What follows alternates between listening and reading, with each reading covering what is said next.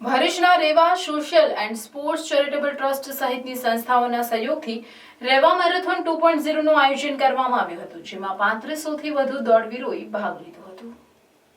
ભરૂચના Reva social and sports charitable trust, Ankleshwar bicycle club અને runners club સહિતના ક્લબો દ્વારા રન ફોર નર્મદા મૈયા અને એક પેડ માં કે નામ અને લોકોમાં સ્વાસ્થ્ય જાગૃતિ અને પર્યાવરણ પ્રત્યેનો પ્રેમ વધે તેવા ઉદ્દેશ્ય સાથે રવિવારના રોજ રેવા મેરેથોન 2.0નું આયોજન કરવામાં આવ્યું હતું. ભરૂચ અંકલેશ્વર વચ્ચે આવેલ અક્ષર આઇકોન ખાતેથી મેરેથોનનો પ્રારંભ કરાવવામાં આવ્યો હતો. 3, 5 અને 16 અને 21 કિલોમીટરની મેરેથોનનું આયોજન કરવામાં આવ્યું હતું. વડાપ્રધાન નરેન્દ્ર મોદી પ્રેરિત એક પેડ માં કે નામ અભિયાનની થીમ પર આ મેરેથોનનું આયોજન કરવામાં આવ્યું, જેમાં ભાગ લેનાર સ્પર્ધકોની માતાના નામ પર સમગ્ર વર્ષ દરમિયાન વૃક્ષારોપણ કરવામાં આવશે. આ પ્રસંગે અંકલેશ્વરના ધારાસભ્ય ઈશ્વરસિંહ પટેલ, ભરૂચના પૂર્વ ધારાસભ્ય દુષ્યંતભાઈ પટેલ, અંકલેશ્વર નગર સેવા સદનના પ્રમુખ લલિતા રાજપુરોહિત, કારોબારી અધ્યક્ષ નિલેશ પટેલ, ઉદ્યોગ અગ્રણી હરીશ જોશી, આયોજક મોહમ્મદ જારડીવાલા, કિરણ મોદી, CISFના કમાન્ડન્ટ કૃતિકા નેગી સહિતના આગેવાનોએ ઉપસ્થિત રહી દોડવીરોને પ્રોત્સાહિત કર્યા હતા.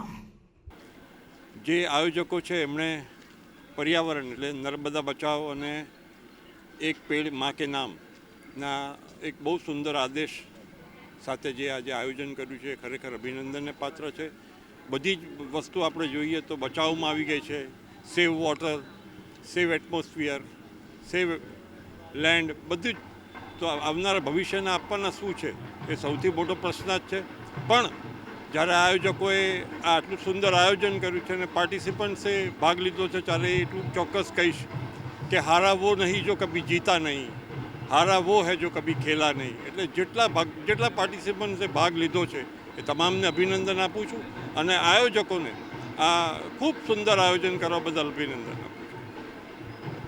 અત્યારે પણ આપણે વાત કરીએ ત્યારે જે ઠંડી પડી છે તેની જગ્યાએ પર્યાવરણની અસરને કારણે એ જોઈએ છે કે બપોરના ગાળામાં ગરમી ચાલુ થાય છે, ત્યારે જે પ્રકારે વૃક્ષારોપણ કરીને પર્યાવરણનો બચાવ કરીને નદી નાળાને પણ સ્વચ્છ રાખીને આજે જે અહીંયા 4000 જેટલા લોકોનું રજીસ્ટ્રેશન કરવામાં આવ્યું છે ને એ તમામ લોકોનું કે આપણા ભારતના વડાપ્રધાન આદરણીય શ્રી નરેન્દ્રભાઈ મોદી સાહેબના સંકલ્પ છે કે એક પેડ માં કે નામ. આજે જેટલા પણ લોકો આજે અહીંયા ભાગ રહ્યા છે બધા જ લોકોના માતાશ્રીના નામથી વૃક્ષારોપણ કરવામાં આવશે અને એનું જતન ચેરિટેબલ ટ્રસ્ટ દ્વારા એનું જતન કરવામાં આવશે. ત્યારે આ તમામ દોડવીરોને હું ખૂબ અભિનંદન પાઠવું છું કે આ સંદેશો પહોંચાડીને તમામ લોકો પર્યાવરણ તરફ વળે અને પર્યાવરણની જાળવણી કરે એવી આશા રાખું છું. Reva social and sports charitable trust દ્વારા આયોજિત CC Sai and sons Reva marathon 2.0નું આજે આયોજન કરવામાં આવ્યું હતું અને એમાં અમને અદ્ભુત પ્રતિસાદ મળ્યો છે. લગભગ 3500થી 4000 રમતવીરોએ અને દોડવીરોએ ભાગ લીધો અને ખૂબ અમે સૌનો આભાર માનીએ છીએ. જે ઉત્સાહથી આટલી ઠંડીમાં લોકો સવારે 5 વાગે આવ્યા એ બદલ ખૂબ બધાનો ધન્યવાદ, ખૂબ આભાર. અમે તમને વચન આપીએ છીએ કે આટલી અદ્ભુત સફળતા પછી આવતું મેરેથોનનું પણ આનાથી ભવ્ય રીતે અમે આયોજન કરીશું અને એમાં તમારો બધાનો સાથ અને સહકાર અમને મળશે એવી અમને આશા છે.